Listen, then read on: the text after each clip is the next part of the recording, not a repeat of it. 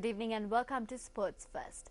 The Tri-Series match between Sri Lanka and India ended in a tie today.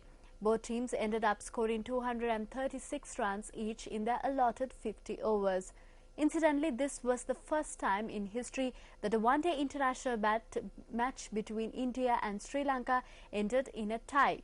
We now join former Sri Lanka cricket captain Arjuna Ranatunga for an in-depth analysis of the match.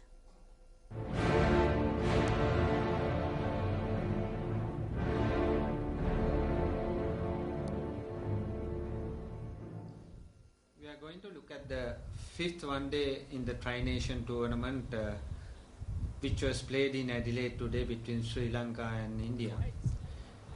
Winning the toss, Sri Lankan skipper decided to take first lease of the surface, which was probably the decision would have taken purely because they were going with two spin bowlers. Batting first, Sri Lanka were in little bit of trouble because there was little bit of seam movement on the surface.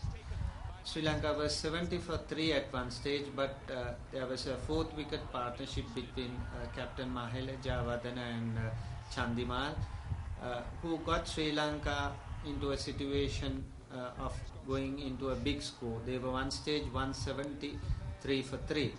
But thanks to a good knock by Sachitra Senayaka, who's the off-spin bowler, he came out with a quick 20-odd runs, which really helped Sri Lanka to go on and get into a score of 236.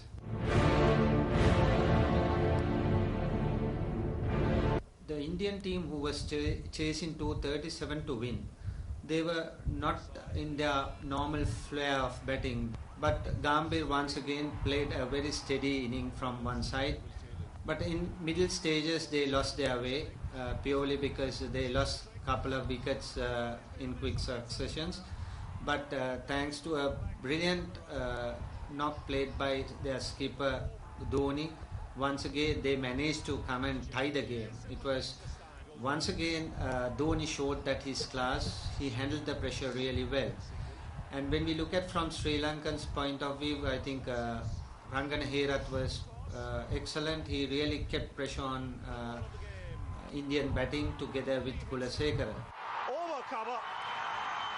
They pull back. This could be a tie. This could be a tie. Dhoni is sprinting back for the third. And would you believe it? Great fielding in the deep.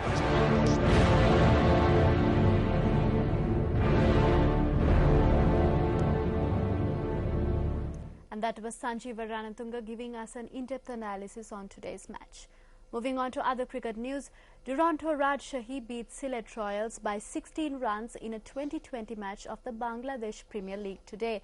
This tournament is being telecast live on NTV Sports. The match was played at the Sher-e-Bangla Stadium in Mirpur. Batting first, Duronto Rajshahi posted 171 runs for the loss of 8 wickets in 20 overs. Marlon Samuels top scored with 72, which included 3 boundaries and 5 sixes.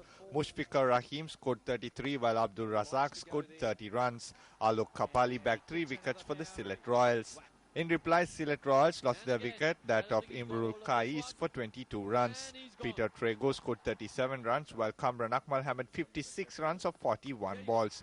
In the end, Sylhet Royals only managed to score 155 runs for the loss of 4 wickets in 20 overs. And the sound was so swan, went a long way, and another one, a little bit squarer.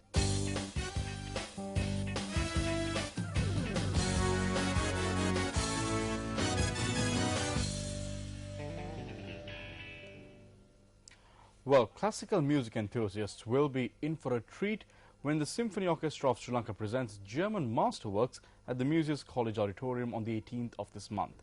Entertainment First's Gayatri Gunaratna, who was at their practice session, filed this report.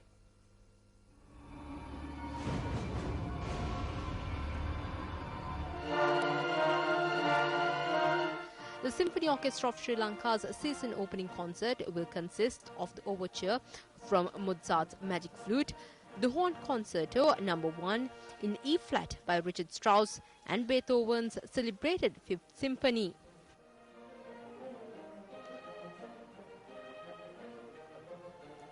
The orchestra will be conducted by Dr. Hans-Jürgen Nagel from Germany, while the renowned Hungarian horn player Aaron Kunzier will be the soloist. MTV Sports and Yes FM are the media sponsors of the event.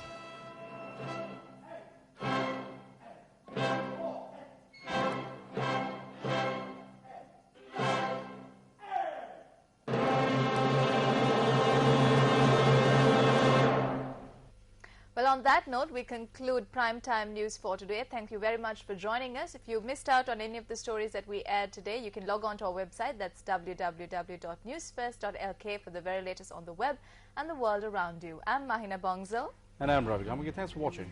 Good night.